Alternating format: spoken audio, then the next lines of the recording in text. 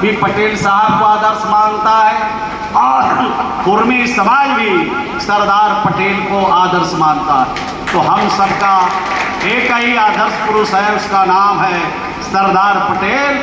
और सरदार पटेल ने सबसे पहले किसानों के लिए लड़ाई लड़ी थी। किसानों को के साथ जो जुल्म हो रहा था, किसानों के साथ अन्याय हो रहा था, सबसे पहले किसानों के लिए इन्होंने आवाज़ उठाई। आज अगर दिल्ली में जो केंद्र में बैठी सरकार है, अगर यहाँ के किसान हक मांगते हैं, यहाँ के किसान अधिकार मांगते हैं, तो उन पर लाठियाँ बरसाई जाती है। हमारे जो किसान हैं अगर अपने अधिकार मांगते हैं तो उस पर लाठी पड़ती है और कभी कभी गोलियों के भी शिकार होना पड़ता है।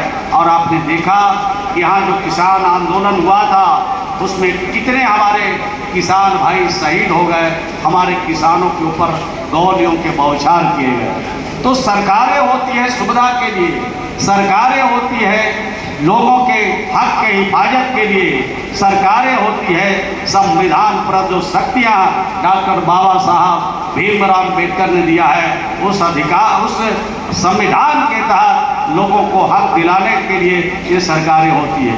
लेकिन जो अभी दिल्ली में सरकार है, केंद्र में सरकार है, ये हक देना नहीं चाहती है, ये हक देना नहीं चाहती है, हक मांगने वाले पर गोलियां चलाती है, एक काम करती है। हम भी बिहार में सरकार चला रहे, लगभग 18 सालों से बिहार के मुख्यमंत्री हमारे श्री नीतीश कुमार जी हैं।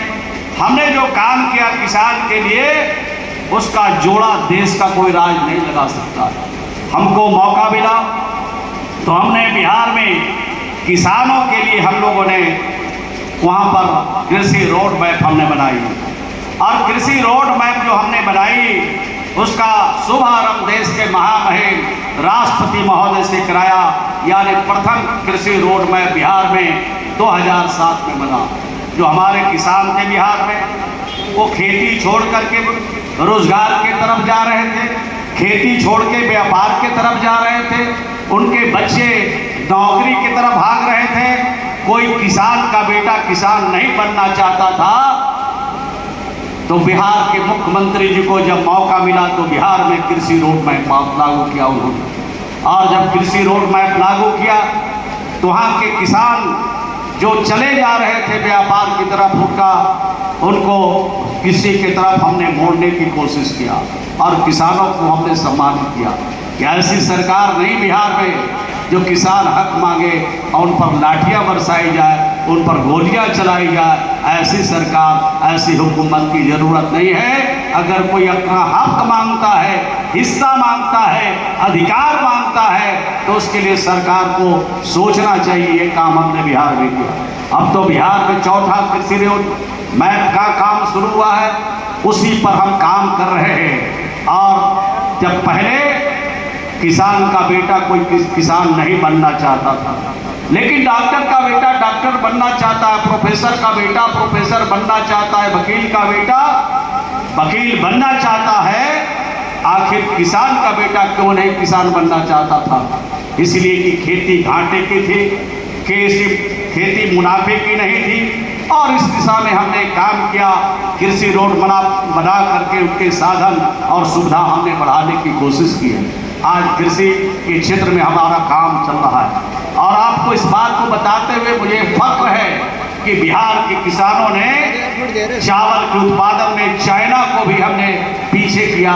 ये काम हमने बिहार में किया जब नीतीश कुमार जी ने बिहार में कृषि रोड मैप लागू। बिहार के जो किसान हैं उनको आज सबसे महंगी बिजली बिहार खरीदने वाला राज्य कौन है देश में? सबसे ज़्यादा महंगा बिजली खरीदने वाला इस बिहार में बिहार है। यानी 5 रुपया 82 पैसे प्रति यूनिट बिजली हम खरीदते हैं। देते कितना है किसानों में? किसानों के लिए ये किसानों को हम देते हैं मात्र 65 पैसे प्रति यूनिट हम किसानों को बिजली मुहैया कराते हैं। ये देश का पहला राज्य बिहार है जहाँ किसानों की चिंता है। हमें मालूम है कि खेती में काम करने वाले लोग, कृषि में काम करने वाले लोग की आमदनी नहीं बढ़ेगी तो ये राज्य तरक्की नहीं कर सकता।